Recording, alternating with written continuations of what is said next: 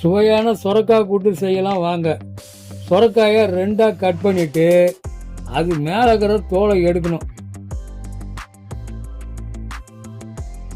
அப்புறமா விதைகளை எடுக்கணும். சொரக்காயை சின்னதாக கட் பண்ணிக்கங்க. சொரக்காய் நீர் சத்து நிறைஞ்சது. நறுக்குன 2 வெங்காயம், 2 தக்காளி, 3 பச்சை மிளகாய், 2 டீஸ்பூனு சிறுபருப்பு எடுத்து குக்கரில் போடுங்க. தொப்பை உள்ளவங்க வாரம் ஒரு முறையாவது இதை சாப்பிடுங்க. தொப்பை குறையும், உடம்புக்கு ரொம்ப நல்லது.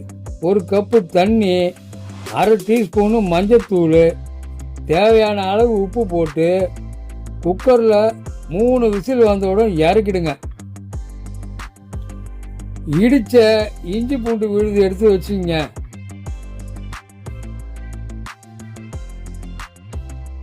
ஒரு கடாயில் தேவையான அளவு எண்ணெய் ஊற்றிங்க.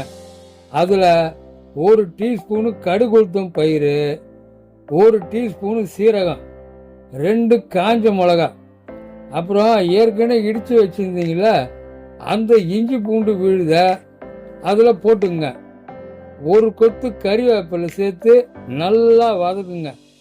வதக்கினக்கு பிறகு குக்கரில் ரெடியாக இருக்கிற சொரக்காயை சேர்த்து ஒரு 5 நிமிஷம் கொதிக்க விட்டு எடுத்தா சுவையான சொரக்காய் கூட்டு ரெடிங்க.